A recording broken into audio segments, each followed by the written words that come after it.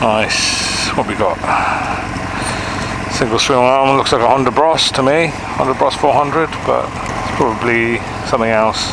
No, my luck. Good sounding can.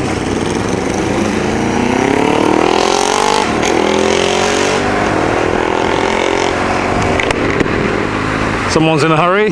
Quick update. I got some summer gloves now. Yay! Apparently they're kangaroo leather. Tell you what, it makes a big difference to the airflow and feeding the controls out. It's quite impressive. With the other gloves, the Triumph ones, obviously there's a lot of more padding in there. These are just leather, there's no padding in them at all. But you quickly get used to it. I also changed over the cheek pads. I got some medium ones, but my chin strap is still very tight, and I think that's causing an issue, so I might loosen it a little. I don't want to loosen it too much, because you shouldn't.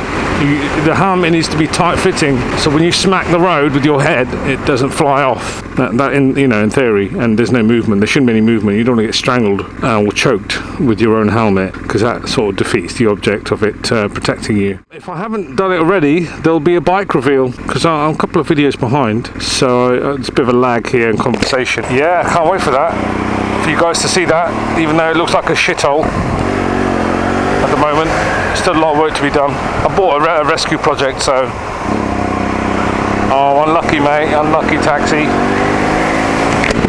Yeah, so it was a gorgeous day yesterday. It just came out of nowhere. We've had really bad weather, like 10 degrees, and it's been raining or windy or just cloudy and grey. It hasn't been pleasant, but yesterday was really hot, and spent all of it in the garden tinkering with the Nuda. So I took the fairings off. The previous owner had put heated handlebar grips. I'm trying to get rid of those. I'm down to the accelerator grip, which unfortunately is not very easy to take off. It's not straightforward, so I have to do a bit of reading up on that. Watch some YouTube videos, always helpful. And I've got the headlight to replace as well, and I haven't taken that off yet, so that's one of the last things I've got to take off. Yeah, so front to back, headlight to replace, headlight fairing has been taken off. Grips, I've taken one grip off, got to take the accelerator grip off. Indicators to replace, because he's put on some cheap Chinese chavvy bullshit on them. I just put them back to stock.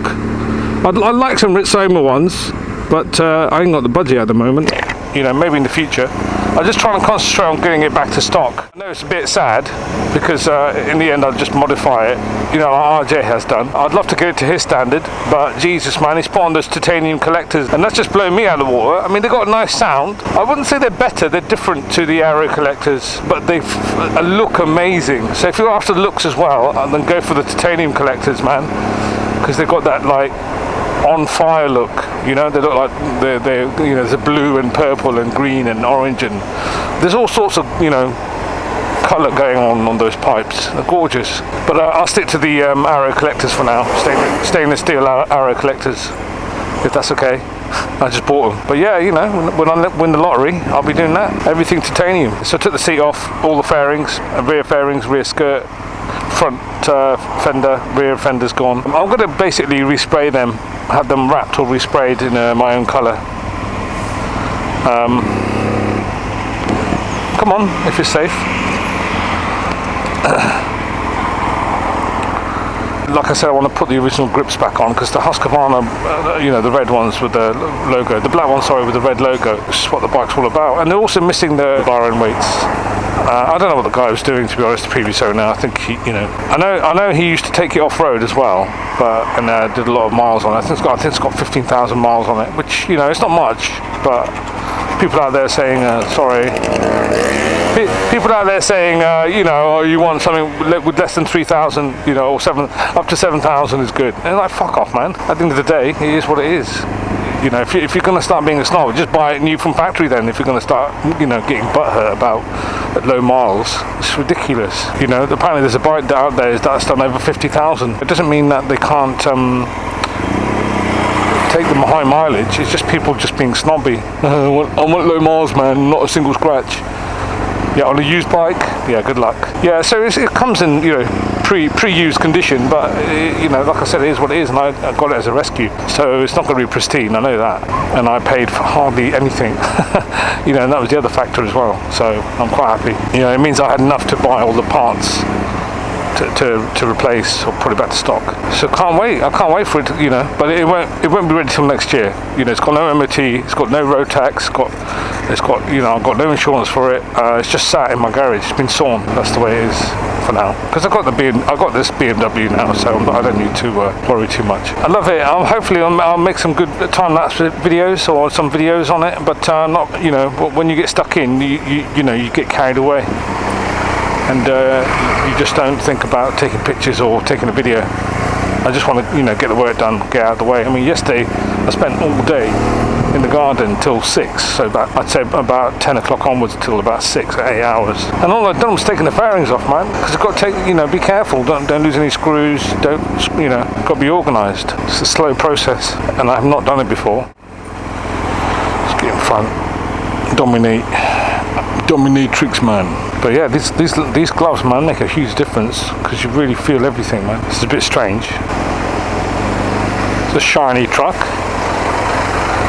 Yeah, I've wanted the Nuda since 2012 or 2011, and unfortunately RJ's like videos really nailed it into me. To be honest with you guys, I didn't get one before because well, A, I couldn't find one, and B, I just worried about the ride height because I've got short stumpy legs. I wasn't sure if it was suitable for someone like me, and there was a lot of talk about it being a very tall bike. I saw one for sale and I went to go to London to see it, and I sat on it and I was like, yeah, this is great. Okay, I'm on my tippy toes, but it's manageable, you know.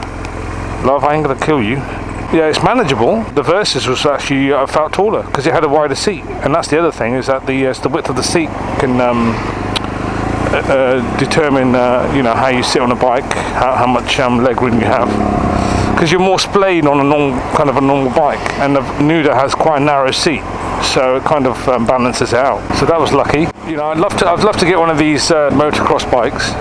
But they're very tall, man. They're like nearly 40 inches tall. You know, I've got this website called ergocycle.com. You can put your measurements in there, and basically it tells you, you know, your riding angle and your hip angle and your knee angle and how far off the ground your feet are. On some of these motocross bikes, my feet don't even go near the bloody ground, man. They're like a foot off. So I can handle anything like the Versus. I just about manage that, one leg down, as it were. I know it shouldn't be an excuse, but that's my personal preference. Or my personal limitations. Easy. She's taking her hands off her wheel because she's brushing her hair. I don't know if the camera caught that. That's a classic. Yeah, it's Monday. School's back. Obviously, that's where we got all the traffic, geezer. But on the bike, it doesn't make any difference really. That's why I'm so chilled and relaxed. I don't need to race the traffic. Just filter through it. Yeah, for me it was either the Nuda or the Hypertard, and I ended up buying the F800, and then I saw the Nuda, and I was like, yeah, I want that. It's you know, it was too good not to go for the price and the location, and just, you know, everything just fell in place. So I met the chap, made a deal, and took it off his hands. I'd actually gone to see a Ducati dealership, and I wanted the Hypertard, but it wasn't meant to be. Well, at least not yet. But having them next to each other, man, that's my wet dream. Imagine that. Oh man, they're very similar ride heights and styles, but that won't put me off. One day, man, one day I'll go for it.